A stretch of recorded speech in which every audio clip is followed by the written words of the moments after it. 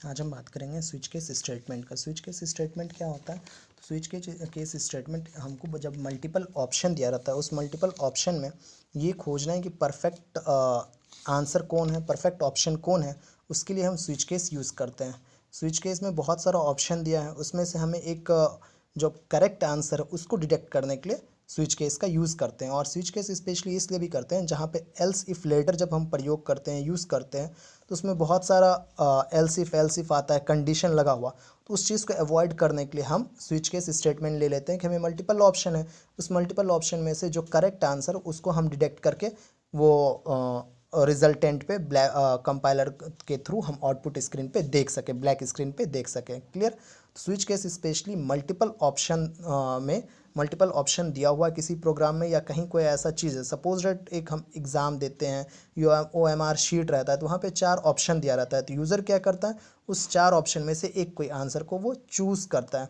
जो perfect answer रहता है चूज़ तो कर लिया, अगर वो मैच करता है उसके अकॉर्डिंग, सपोज डेट यूज़र ने फिल किया डी और करेक्ट आंसर अगर डी रहता है तभी तो उसे मार्क्स मिलता है उसका। और सपोज डेट अगर उससे मैच नहीं किया, उसने डी बबल किया बट आंसर बी दे रखा है, तो उसमें वो क्या हो जाएगा, रॉन्ग चॉइस। यूज़र ने जो दिया तो वो इनकरेक्ट हो जाएगा, आंसर इनकरेक्ट होगा तो उसका मार्क्स नहीं मिलेगा। क्लियर? तो स्विच केस पे चलिए हम प्रोग्राम बनाते हैं। प्रोग्राम क्या है कि प्रोग्राम ये है कि 3-4 कलर दे रखा है, यूज़र उसमें से चूज़ कर रहा। अगर यूज़र परफेक्टली ऑप्शन चूज़ किया, अगर वो कलर का मैच कर रहा, वो जो चूज़ किया यूज़र, जो ऑप्शन प्रोवाइड किया है, पर प्रोवाइडेड आंसर में वो मैच कर रहा है कलर, तब तो रिजल्ट प्रोवाइड करेगा, वो कलर का नेम प्रोवाइड करेगा, अदरवाइज वो रॉन्ग चॉइस दे देगा। क्लियर?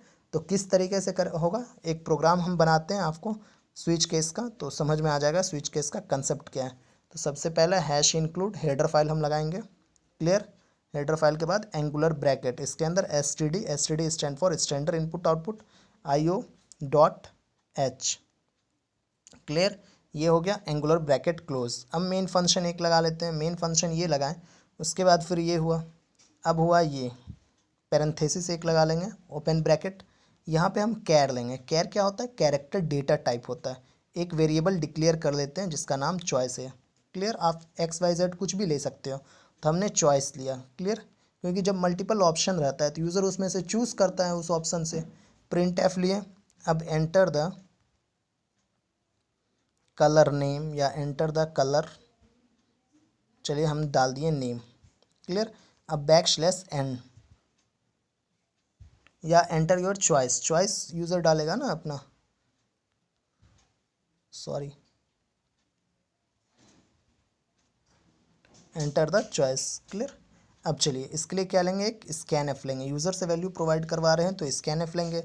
यहाँ पे क्या है, कैरेक्टर टाइप, तो उसके लिए क्या लेंगे, फॉर्मेट स्पेसिफिकेशन %C।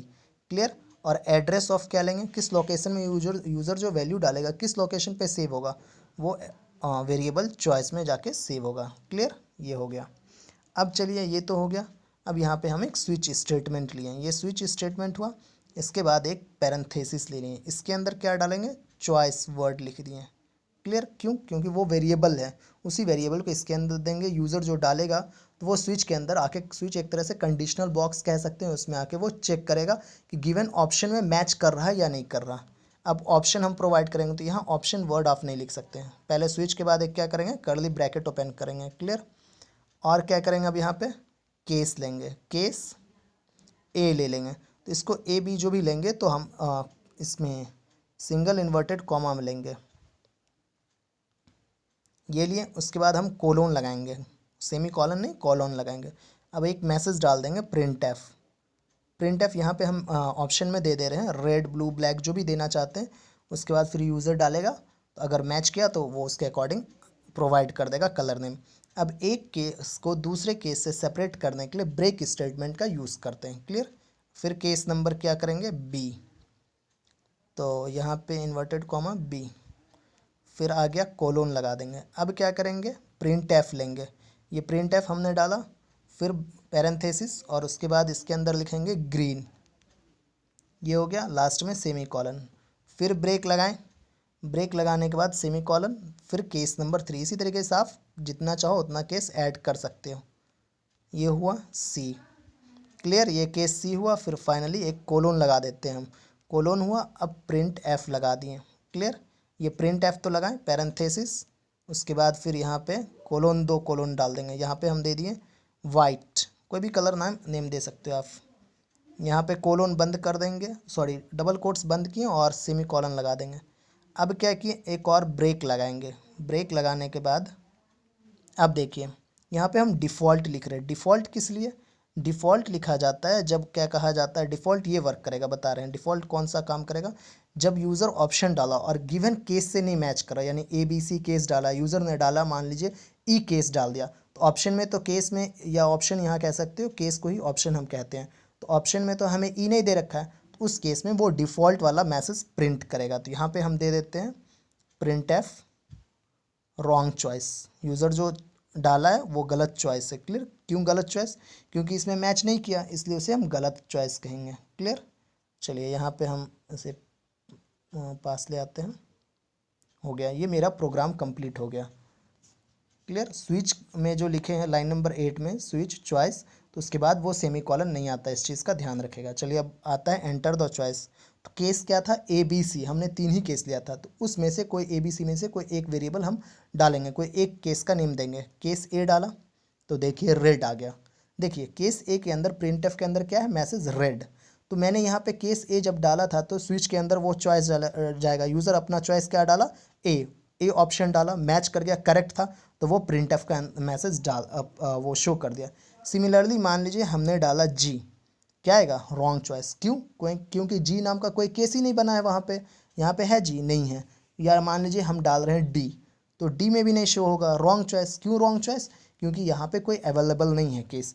जो केस आप ABC डालो, ABC डाल रहे हैं, चलिए बी का भी आपको एक बार दिखा देते हैं। हमने बी डाला तो यहाँ पे बी में क्या था, ग्रीन था।